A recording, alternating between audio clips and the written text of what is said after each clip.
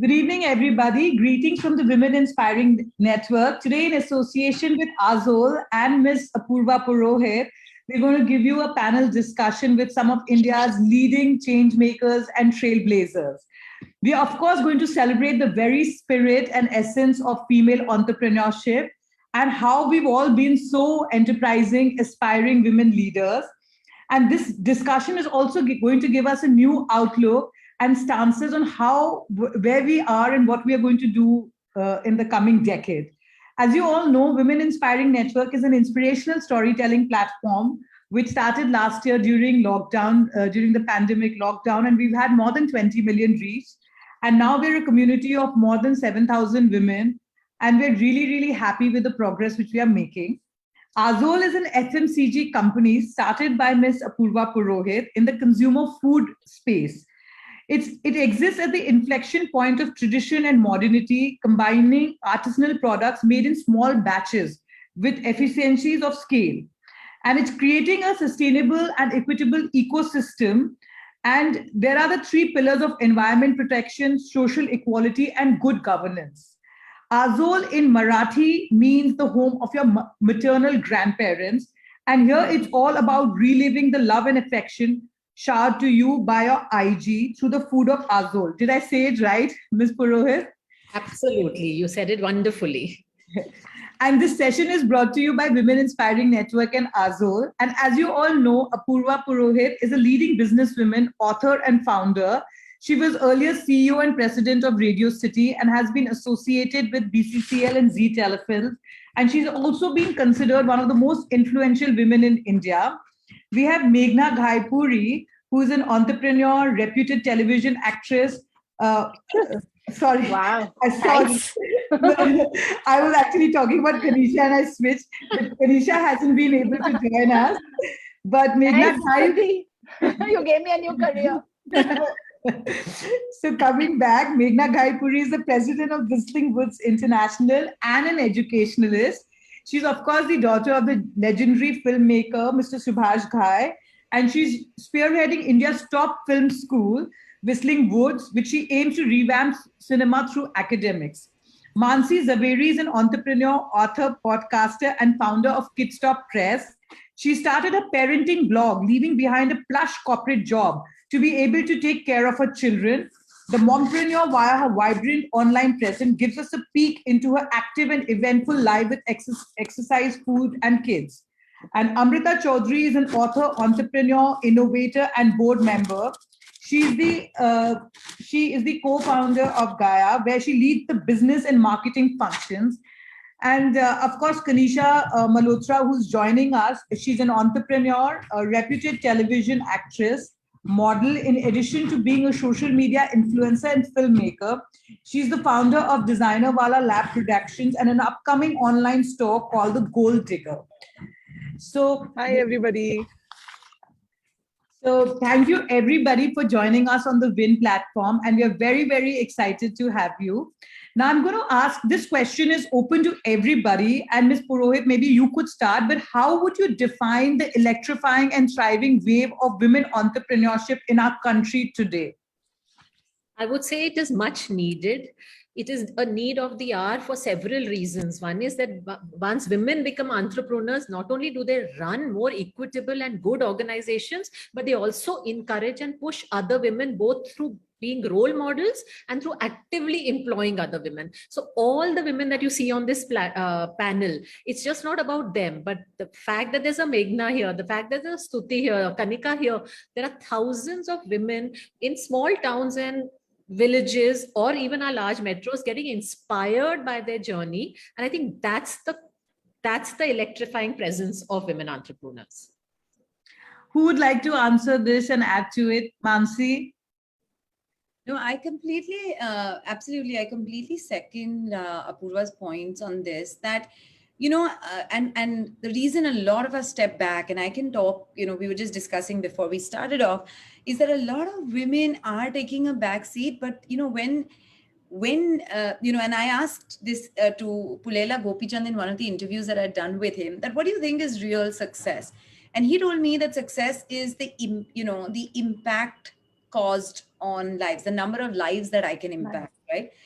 And I've carried and Sudhi, I've interviewed so many people, but In one of the interviews that I've done with him, that what do you think is sorry, one and so many interviews, and this one kind of stayed with me because this what is success, how do you motivate yourself every day, and how do you woman entrepreneur, mom entrepreneur in general, it can be very it's literally like a peak and trough graph, right? And we've all seen that through. But I feel that, like Apurva said, that we are all causing little ripples in so many different parts. And if you can even pick up one woman and walk with her and lift her up that day, I think it's impactful enough. Yeah.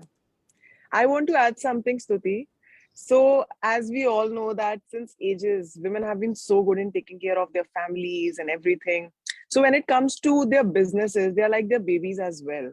So I really feel that women are better entrepreneurs right now than men. I mean, men are great too, but when it comes to, taking care of a baby or your own entity, women go through every detail.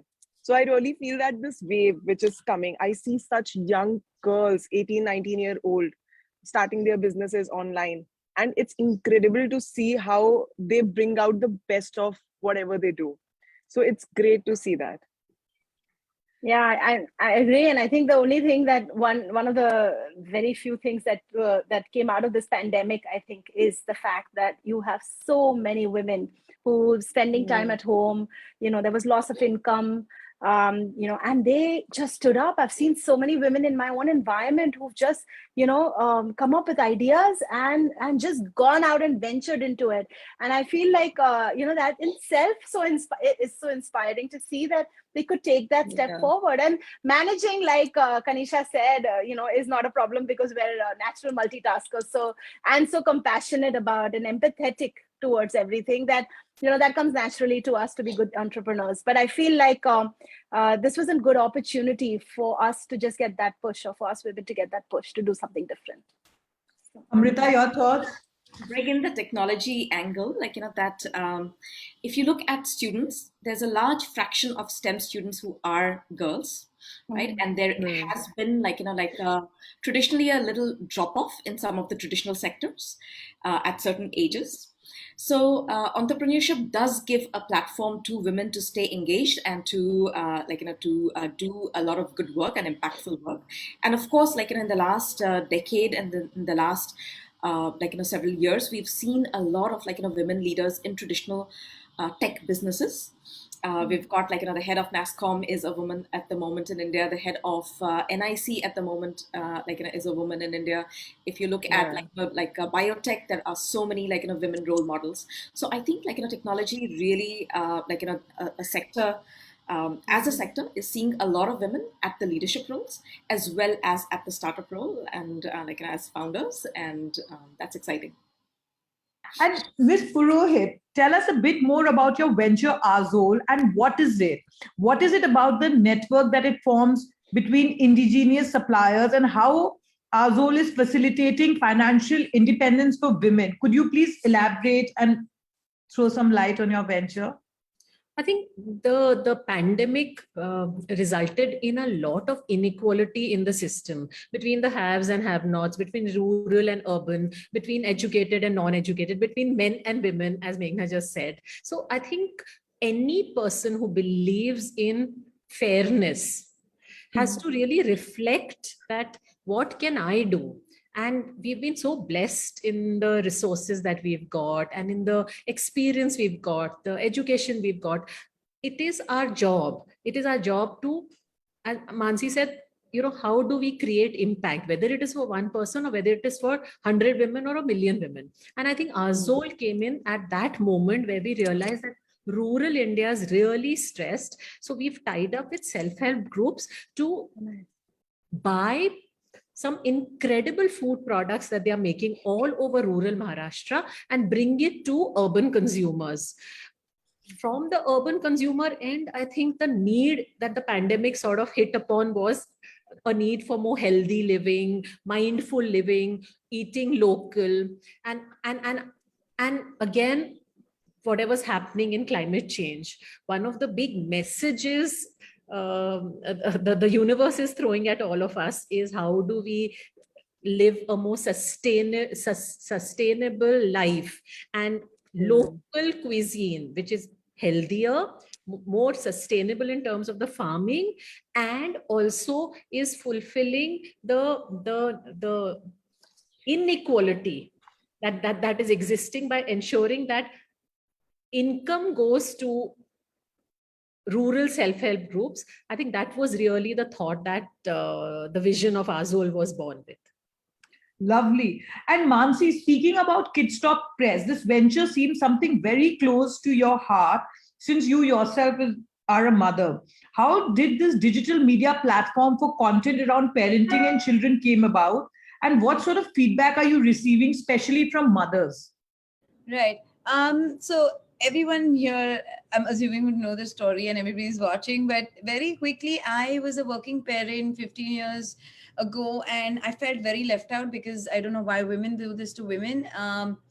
Did not communicate to me about what happens outside school classes, and schools could not get on track with that, could not find a way because I was a full-time working parent, couldn't figure that out. Second was everything was so fragmented and largely over BlackBerry messengers back then, so needed to create one stop shop digital resource pool, which I really missed, because there was no vetted, credible resource pool for Indian parents. And I was, and I think we still are, sandwiched between a generation who's parenting through Google and parenting through our parents, right? So my mom's voice would be like blasting in my ears, ki usko pehle dal ka pani do, and baby center would tell me feed applesauce. So there was so much khichdi in my head that I was like, okay, there has to be a better way to work around this. And that's why I created Kidstop Press, which now caters to across different categories of books, food, parenting, expert advice, education, multiple categories, and across different mediums. The biggest feedback, and I think one of the few ones that are close, really, really close to us, is one is that we don't judge you as a parent, whether you're stay at home, working, not working. You can choose to do whatever you want, and we always say on the platform that you are the best parent your child can ever have. So stop second guessing, right? So this mom guilt conversation that we keep having, and people often ask me if I have mom guilt, and I just say, no, I have 3 kids, and Kidstop Press is my 3rd child. So why should I have guilt in treating the 3rd one just the same, right? And the feedback that we often get is people want to feel heard. People want a platform to voice their opinion. Every woman, every mother, every parent has a story, and sometimes you just want to know that you're not the only mom or only dad out there feeling crappy about parenting. And I think that's the joy in it, right? So I think those kind of feedback, that kind of conversation, is what really kind of comes to mind right now.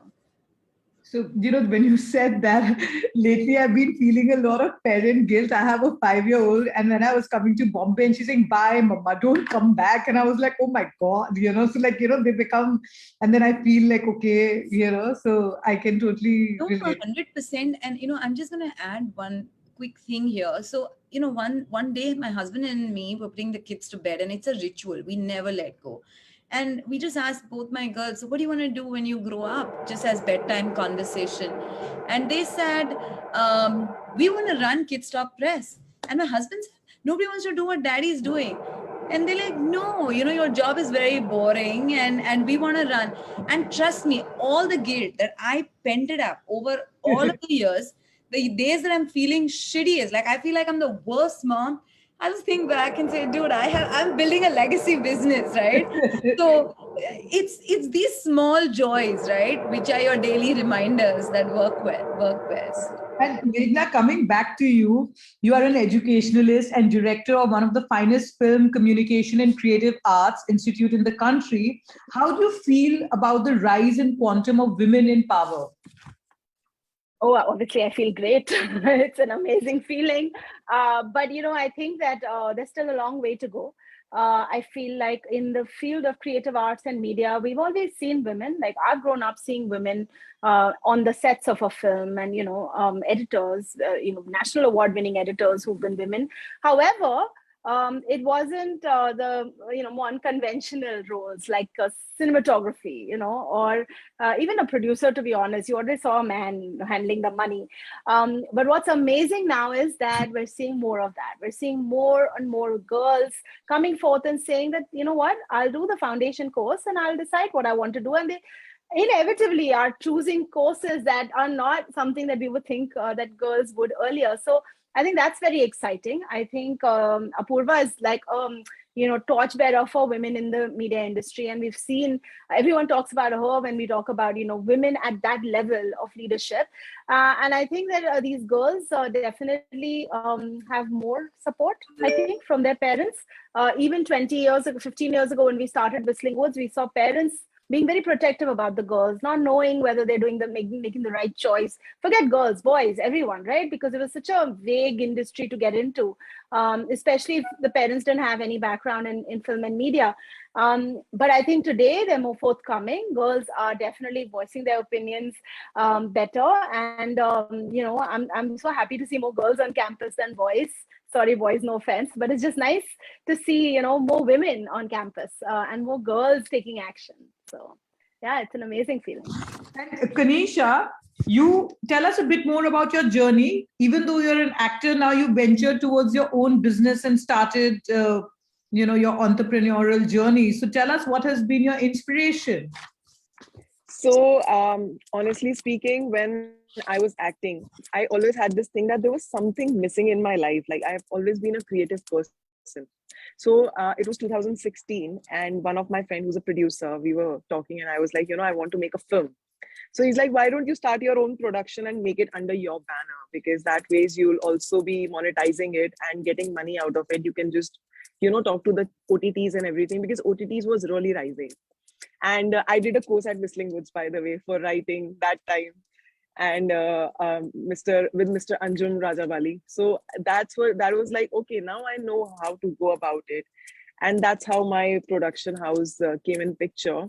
And the other venture I have, it was actually like pandemic baby. Last year, I was on like a bed rest because I'd broken my foot, and I was like, you know what?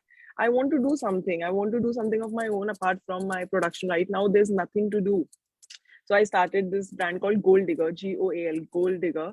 So we basically customize gifts and sustainable clothes and juttis for women. So I thought, why not just do something that during that time, because that was one time when nothing was happening, everything was still, and the only thing which was happening was social media. So why not voice yourself through social media? And this is how I started my journey. And online shopping. And online shopping. And Amrita, as our women ambassador, I want you to know you've been interacting with such phenomenal women in the last year and so. How do you define what motivates these women, powerful women, and how can we bring about more entrepreneurial skills in our society in these times? Yeah, I think it's been really fantastic to engage with so many people. I mean, frankly, personally, it's given me a way to stay connected, away from my day-to-day activities of business and tech to remain connected with creativity. But if I look at the personal agency that each one of these women have brought to the table, whether it was as as an author, a content creator, as a performing artist, or a visual artist, or a curator. There have been many different people from multiple continents who've come on Winning Minds platform now. And I think that sense of personal agency, that sense of I want to make a difference, I value myself, I value what I value my mind, I value what I can bring to people around me. I mean, those are really some of the common things and themes that I would personally take away from these conversations. And of course, I mean, it's been a spectrum of conversations, right? We've had people who work in marketing, people who work in economics, people who work in advertising, people who work in science and tech, and somebody was doing one of the forerunners of COVID research in Oxford, and so on. So there've been people who are at the front of their respective fields and at the top of their fields, but they all have a creative gene of trying to express their opinions, because ultimately it's in that whole pay it forward movement, it's about saying, okay, I need to do something for myself, but then what do I do for the ecosystem? Right? And when you start thinking about what is it that I do for the ecosystem, that's when this idea of each one of these women has been that how do they take people along with them in their journey. Lovely. And now I'm going to ask this question, which is a common question, and maybe Ms. Purohit, you could start with that. But, what is the sort of impact we've seen in the last 1 year because of the pandemic? And do you think the startup culture amongst women has accelerated? Has there been more self-reliance? What's your take on that? And I'd like all of you to add on to it. I think the pandemic has been good and bad. There have been horrible challenges that many men, women, children, organizations and businesses have faced. Equally, I think there have been a lot of opportunities and a different way of looking at things that has opened out, whether it is a hybrid style of working, whether it is working from home, whether it is saying that, why am I sitting in a dead-end job, right? And what one really saw was that pause that life gave us, where the noise in our mind sort of stilled and people's expectations of us lowered down. That's the time it gave a lot of women reflection to ask themselves what they were doing and whether whatever they were doing was based on other people's expectations of them or something that they wanted to do. And I think the great thing that has happened is many women realized that, I've just led my life based on what other people wanted me to do. And now has come the time. Now I want to do what I want to do. And therefore, whether it is a programming director who says that I want to now just bake the best cakes and sell it from or I want to get into embroidery, or I want to sell juttis. So that's one very positive thing that has come out. Equally, I would say that many husbands lost jobs. So women had no choice but to become Atmanirbhar in that sense and say, okay, let me then step up and do something. So there were both reasons. But I think the last 2 years, the great opening out that has happened is this entire concept of D2C. There has been a digital revolution, but a lot of micro entrepreneurs really took benefit of this digital revolution and said, okay, I'm sitting in Amritsar, but my market is not Amritsar. My market is actually now the world. And I'm very pleased to say that the logistics industry, the supply chain industry all stepped up to ensure that a lady who is making embroidered juttis in Amritsar is able to sell it to somebody in Toronto. I think that's the great opening out, the true globalization of markets that has happened. And equally because of D2C, the ability for small entrepreneurs at small costs to be able to supply to a large market. I would say these are the 2-3 great things that the last two years did for entrepreneurs and women entrepreneurs specifically. Sure. Who would like to add to that? And then I'll move on to the next question and then I'll again throw it open. Who'd like to add to this? I would just like to add to what Apurva is saying in a very different context. I completely agree with her, and I think she's not left much for us to add. But Apurva, I would actually flip the question back to you. That do you feel like we've developed a lot of entrepreneurs, but we've not seen them grow or not grow at scale, and therefore how can how can we encourage them to grow? Like I've always seen women are building neighborhood businesses, which is a great first step. But वो neighborhood business से आगे कैसे निकलना है? So this is a lovely thing, and this is one of the, it's not only an issue of women, for women or women entrepreneurs. This is the challenge in India. MSMEs have never been able to scale up beyond having 8, 10 employees. And I think that if that had been robust enough, if that had been energetic and large enough, or had the ability to scale, I think we would have seen a very, very different India. So what are the lessons we learn and how do we move forward, especially women entrepreneurs? And I think the first message I would give everybody is have confidence. Have confidence. I think a lot of us start off, we have great ideas, we create in our little communities a great marketplace, but when it comes to scale, we sort of deter because that self-confidence is not there. The second thing is, I think the next few years are going to be very different. And I'm giving you the example of Azol itself. So I don't want to run Azol as a mom and pop shop with, 10 SHGs, because I want to create impact at scale.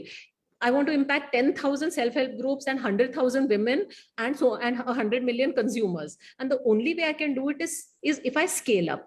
Today, the ability to scale up for somebody like Azol is very much there because the ecosystem, we talk about how San Francisco is the bed of, or Silicon Valley is the bed of innovation. I think today in India's time has come where the ecosystem around an entrepreneur, whether it is in logistics, whether it is in, let's say, web designing, whether it is in a back end like Shopify, we today have many support systems around an entrepreneur for him or her to scale up fast. I think it just requires vision and ambition. That's inspiring. Meghna, you were saying something. Would you like to add? I think Kanisha was saying, I was just listening. I'm quite amazed at what is being shared. I think Kanisha I was just adding that, as an influencer, earlier I used to just concentrate on my content. But since the time, because of the pandemic, I have also come up with ideas of my own business and everything. So social media in a way has been a really big support for all of us, especially the small businesses and entrepreneurs, because I didn't have a website to start with. So I started putting the things on my Instagram handle or Facebook handle. So that's where I started getting orders. So now also Facebook has so many groups which really help you grow as an entrepreneur. And I see so many of women coming out there and putting out, they have started their pickle business or they've started their snacks business or whatever. So I really wanted to just add that social media has been a really big boon. And earlier I think it was just, okay, chalo aaj Instagram khol ke dekh lete hain ya Facebook khol ke dekh lete hain. But now we found ways on how to sit at home in a place and still grow our business. So that's been great. And, actually coming back to our previous question, and I know Ms. Apurva, we had discussed it earlier, but I would like, like the IPO listing which Nykaa got right now.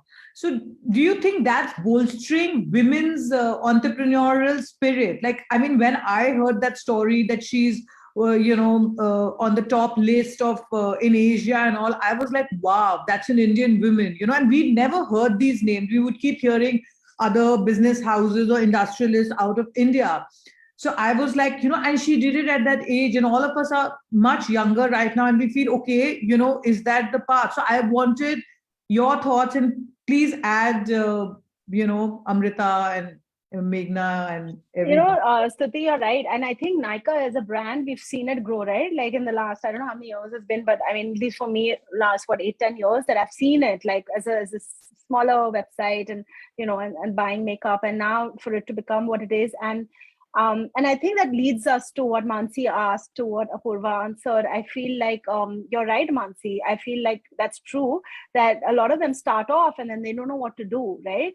A lot of them I know are working alongside being entrepreneurs on the side, right? So they've got their full-time jobs because they can't afford it. It's like a side thing.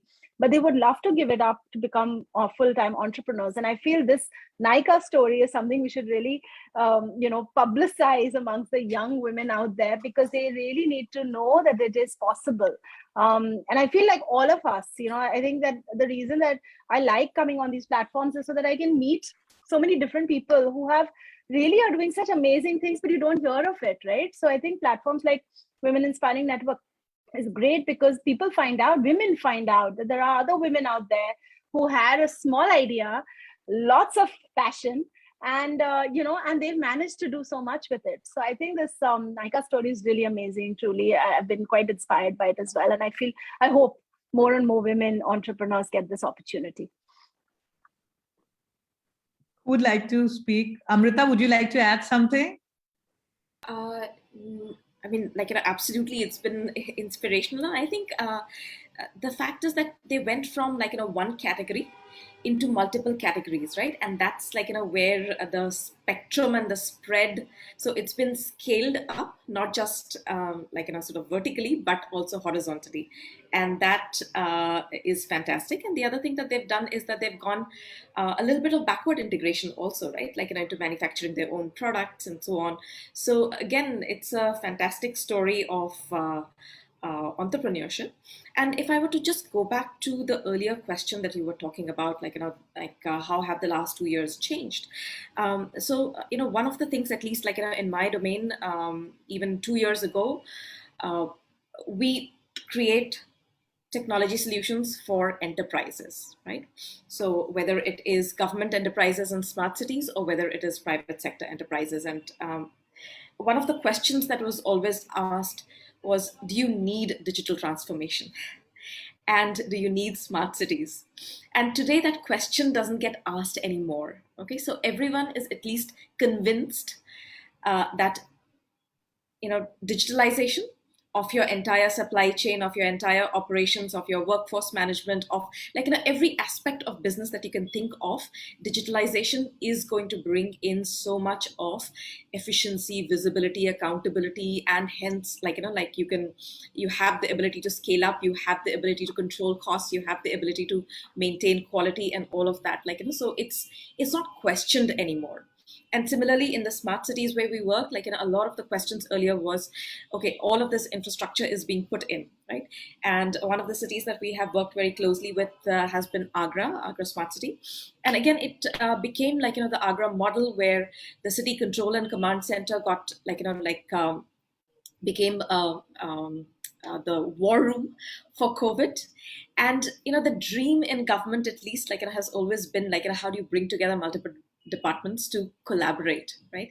And during this time, like, they were able to bring in people from health, from sanitation, from security, and many other functions into a common war room, which is, like, the city control and command center, and operate out of there. And they got in the WHO people, and there was a lot of, like, tech that actually went on in monitoring, like, the spread, like, mapping it out visually on, like, these big GIS maps to see, like, how the spread is happening, where do I contain, like, where do I send teams. So again, like, all of these are examples where people were able to see benefits, right? Like, we were able to use turnaround things that we were doing in the private sector and use it for last mile citizen service delivery in small towns where you don't have those the e-commerce networks already set up, right?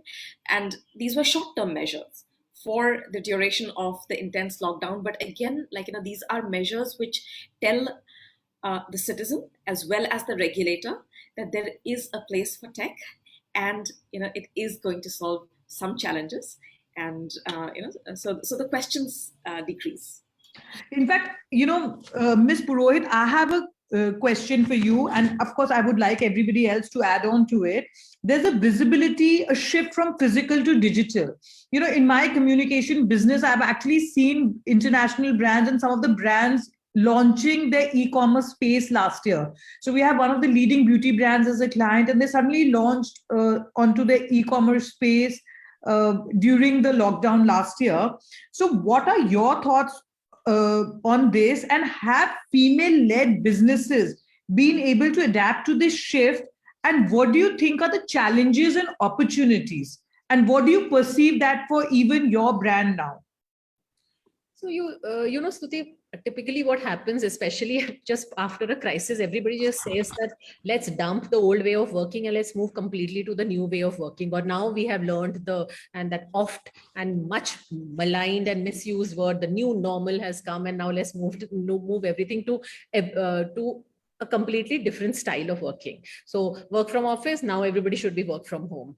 But the reality is that there is a hybrid model that is evolving, and the hybrid model will work whether it is in media, whether it is in the working style and the interaction that we have with our organizations, or whether it is in the brand delivery, the customer delivery. So, as we just heard that the questions that we're being asked around tech, they have reduced because people are seeing tech as the great enabler. And indeed it is true. It is true for women-led brands, it is true for men-led brands, it is true for old FMCG brands, it is true for new FMCG brands such as Azol. The advantage of tech is that it's just made it easier. So let me give you an example. So Azol gets, as I said, food products from all over Maharashtra. Now, it's not that rural Maharashtra was not making great products earlier. They just did not have any opportunity on a way to bring it to the urban audiences, except an exhibition which the government would help them put together once a year. Whereas today, Azol comes in and says, okay, I'm to get all that food products and sell it digitally. Now, the obvious tech enabler you see is the fact that I can ship their products anywhere in the world, and people can buy, looking at the website, people can buy it anywhere in the world. But the other tech enabler, how tech has helped really, is in how we quality control the process. Now, if there are some laddus that are getting made by some tribals in Nandurbar, or there is some kakvi, which is the sugarcane molasses that is getting made in Srirampur, imagine the high cost for us to quality check it by sending out teams physically. Whereas today, you just put cameras there, you watch it on your quality control manager watches the whole process on his video, on his phone, and supervises the processing that is getting done there. It's immediately brought down costs for all of us. It has immediately opened out a larger market for the self-help groups. So I think what tech has done, and this new way of working has done, it has given us more cost-efficient ways of running our businesses. And as we all know, the moment we are able to bring down costs, scale up is possible, right? And I think that's what we will see, which was the missing link amongst MSMEs in the earlier years. And certainly it will benefit men-run businesses and women-run businesses. The one additional way that it will benefit specifically women-run businesses is that a lot of women are still uncomfortable, or their families are uncomfortable that they leave home and go out to other cities or work late, etc. Again, digital is giving you an opportunity that if you're sitting in your little village in Srirampur, or you're sitting in Bombay, or you're sitting in Gurgaon, you can actually run a business just using your phone. Yeah, that's something which I totally like, look at the way when we're doing live and we're cross-posting on several pages now. I mean, Kanisha has allowed, she has 33 million people, Whistling Wood. So we're going live on several pages. So sitting in just one room, we are able to reach out to a large audience out there. I wanted your thoughts on this, Mansi or Meghna. Any of you would like to add to it? So, I'll just quickly add to this question and the previous question. So I feel that it's, and again, this is coming from a lot of personal thought and a lot of questions that we've been getting over the past few months. That one is, guys, when we're putting up a poster person like in the Nykaa case, please also, as small businesses or women entrepreneurs, do not assume that everybody is going to make it to be that poster girl, and also that if you're not that poster girl or that poster company, you're a failure, right? Because I think that is a very, very important assumption, because you don't know what's the kind of impact that your brand or business is is causing, right? Because example, if I'll give you a small example of a brand who serves vegan health food and things like that, and she reached out to me and said, because we run a women entrepreneurship program, especially for women trying to create their businesses on digital, with helping them with a lot of social tools, etc. And they said that, listen, I'm never going to scale. I'm never going to, it's so niche, it's so customized. I said, but there is a customer out there for it, right? So of course, it's not going to be at, at say a case in point like a Nykaa, but that's okay. Like Whole Foods didn't become Whole Foods on day one, right? So go ahead and still curate it because there is a market for it. So do not judge or benchmark your success by anybody that you see in the recent space. And just like Apurva said, that of course the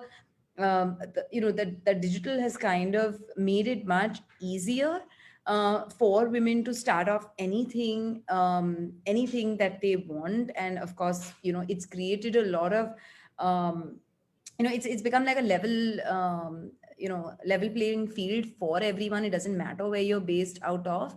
And of course, technology is the big differentiator in many ways. But also, I would add to that saying, and to Kanisha's point earlier on, that guys, when you're building your businesses on digital, please own your audiences. Of course, build it on social, but very, very important to own your audience, so you are not at the mercy of a Facebook or an Instagram or a Google, and you own your audience in many ways. So tomorrow, if the platform changes or loses relevance to your audience, you own your audience and you can still connect back to them in many, many different ways.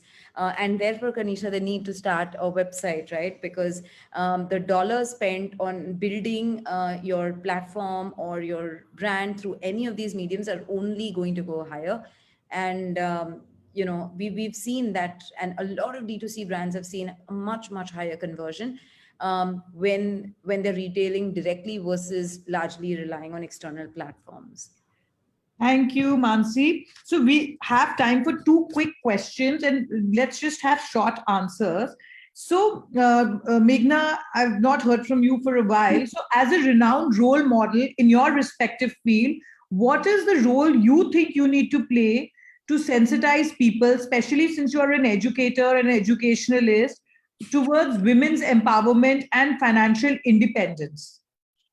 Thank you, first of all, for the compliment. But I feel like, I think you reach a point in your career where there are younger girls, and especially where I am, because I'm surrounded by students and they all look up in many ways. So first of all, I think it's a big responsibility. So quoting, from Spider-Man here, with great power comes great responsibility. So I think that responsibility can only be fulfilled if we ourselves set an example. So it's very, very important for us women to, understand what we are doing, to use our wisdom, to ethically work towards a sustainable business. Yeah. And I think Apurva touched upon this earlier as well, on sustainable need of the hour. It was actually to be done 10 years ago. We're late and now we're running. But I think that, as role models, as women or men, whoever is in a leadership position and has even 5 people looking up to them, it's very, very important that we behave in a certain way. We take actions in our own lives so that we can inspire others in the correct way. So, so that for sure would be my, comment on that question. I don't remember the second part of your question, sorry.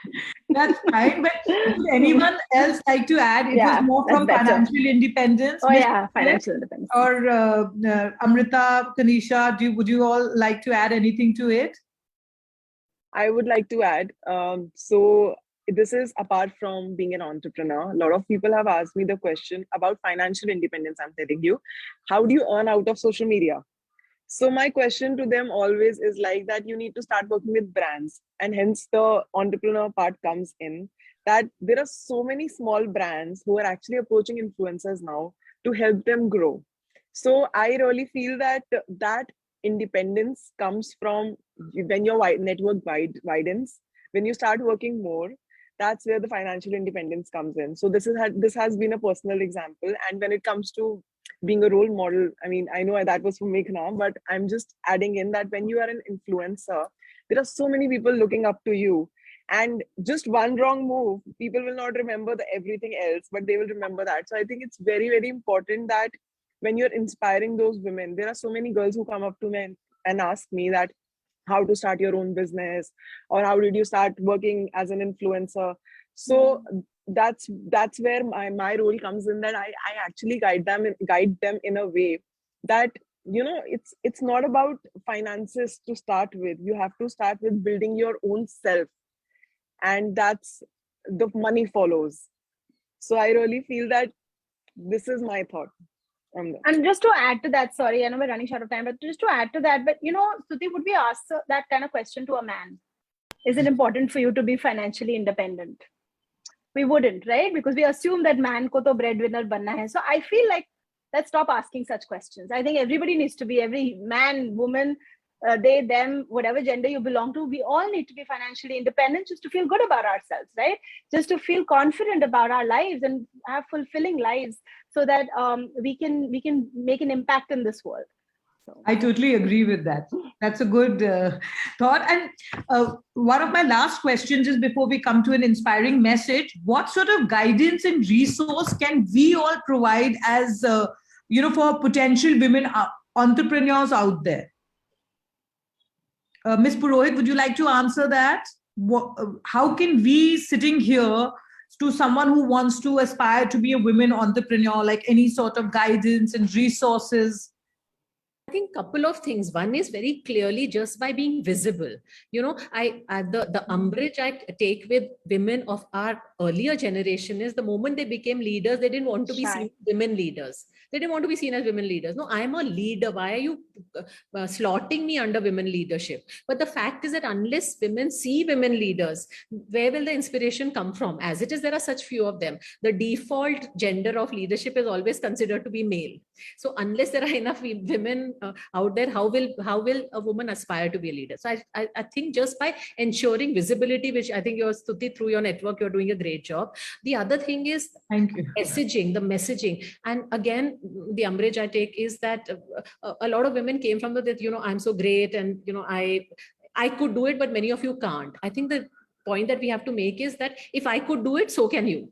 I mean, look at me. I have the same problems. I have the same issues. I'm exactly in the same boat as you. I go through the guilt of leaving my kid at home or managing a household. So to be as real and as authentic as possible. So again, there is inspiration that is drawn by other women, that if she could do it, so can I. It should never be, oh my God, she has some special skill and talent, only she could do it. That's the wrong messaging I think women tend to give. And finally, practical guides, practical inputs, practical lessons of how to build a business, and constantly giving them the reassurance that Mansi did so beautifully just now, that it's not about, you don't have to do an IPO. You don't have to become a 10,000 crore company. You can, as long as you're making a difference in one person's life, 10 people's life, 100 people's life, as long as you're running, as Meghna said, an ethical and sustainable business, that's good enough. Just do it. Yeah. Lovely. I would like to add something. We can also do is collaborate, like how we guys are collaborating, helping each other grow. I really feel that if at least we help 5 of them, giving them a platform which we have, I think that will be a great help. So this is one thing. It's very important to collaborate, especially, and I have seen this a lot in women specifically, be it from any field, that when they come together, people say that, oh, women are jealous of each other's success. But no, as far as I have come across women, they are really happy to help you grow. So I really feel that that conception is really wrong. And if more women come together, it will be a great help to all those who are budding. Yeah. I totally agree. Win is thriving on collaboration. So I totally agree. And one of you can answer. Just to add to what Apurva and Kanisha just said, is also, I think women need to spend on themselves. We spend on our kids' education, we spend on our husband's education, on their needs.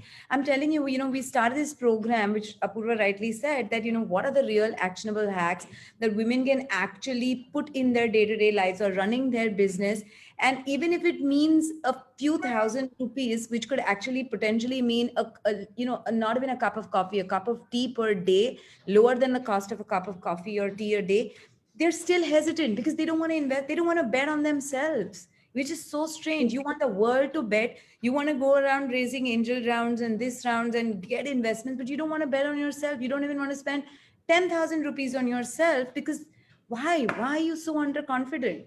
Right. And I understand, rightly so, but that's why you invest in education. You invest in networks which will provide or help you be that guiding force or get you into those actionable tips. So I'll just say that bet on yourself for a change, right? It's okay. At best, you'll not get anywhere, but that journey will be, fruitful enough for you to get to the next big thing that you want to do. So I'm going to ask the last question, an inspiring message from all of you. So everybody can keep one-liners, crisp answers. But Amrita, would you like to add to the previous question? You've not spoken in a while. No. So I was just going to add that, two things. One is that one of the biggest myths is balance, because progress really doesn't happen by being continuously balanced at all moments in time in every aspect of your life, right? So, my personal hack is really having a personal spider chart of all the things that I want to do in life and all the different roles that I play in life, and then knowing that at any given point of time, if I need to, do something in an area, I do need to be out of balance in a couple of other areas, right? It's otherwise progress doesn't happen. But I think the other thing that I see a lot in the younger generation, and I will generalize it to the younger generation and not only women, is I think the balance sometimes tilts on the other side, where you're too vocal. You need to invest, you need to give your 200%, rather than saying, okay, am I getting a 5% jump, am I getting a 10% jump, am I so that's sort of a mindset which I see in the younger kids sometimes is you need to show impact. And your real growth will happen when you show impact. And impact doesn't happen by sort of switching and flipping, right? And by demanding, you have to show impact first, and then everything else follows. And that's sometimes the message. Sometimes I feel it's an inverted pyramid. Lovely. And now that we've reached the end of our session, I'd like everybody to leave us with an inspiring message for all those entrepreneurs out there, the winning message. So one-liners, please. Who would like to start? Ms. Purohit or Meghna? Any of you can start. Apurva, you start. I'll paraphrase what Rumi said. So don't think of yourself as a drop in the ocean. Think of yourself as the entire ocean in a drop. Lovely. Wow.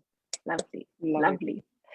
And to take it from there, I would say that, really, really believe in yourself. I think one of the things that I've learned through my journey, and not many people believe this when I say that to them, that I was really not confident. I would never get on a panel like that. I would be so nervous and I'd just make some excuse and get out of it. And Zoom has really enabled that, because now, with the balance, with the family, with the work, I can actually be here. But I think really believing in yourself is, I think a lot of women, do not believe in their own potential.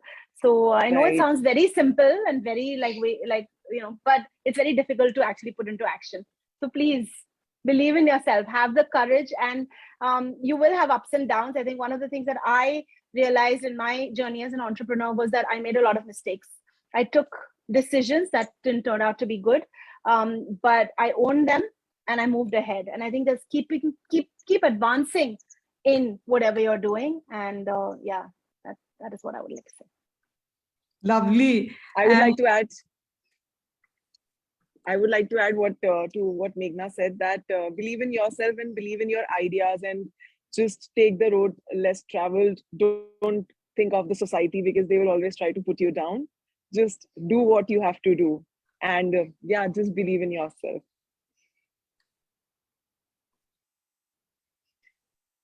Amrita, Mansi. Yeah, Amrita, go ahead. So if I were to give a metaphor for life, I would say a river, because you go slow sometimes, you go fast sometimes, you have many twists and turns, you have bends and curves, but you carry on, right? And that's the thing with the river and with the water, that you keep carrying on. And it's very different from the the typical image of climbing a mountain, like, that's one kind of success where you're saying that, okay, like, it's always up and up. But in a river metaphor, that there will be periods of slowdown. And I think Apurva was mentioning, and Mansi, you were also mentioning that, be comfortable with those moments. One of my earlier mentors had told me, make it a comma, not a full stop, right? And commas are wonderful things. They allow you to continue, and they allow you to be flexible, and they allow you to persist. And that's what's required. Lovely. I'll just end it with something that I keep repeating, but it's still 10 years later, still appeals. And I know when I started my business, my dad told me this, which is, sabse bada rog hai kya kahenge log. Just get that out of your head. Don't think of the word. And yeah, I mean, this is his advice to me when I started Kid Stop Press, and every time it just works like magic. Wow, thank you so much for inspiring us, and thank you so much for joining us today. We are really, really happy, and on behalf of the Women Inspiring Network and Azol, we'd like to thank all of you to be, for taking part on our panel discussion, and hope to see you all again. So thank you so much, and thank you, Ms. Purohit, for joining us and inspiring us again. Thank you, Meghna, Thank you. Mansi, Amrita, and Kanisha. Thank you, Stuti. Thank you so much. So Thank you, everyone. Thank you, tell everybody. people that I was on the same panel as Ms. Purohit.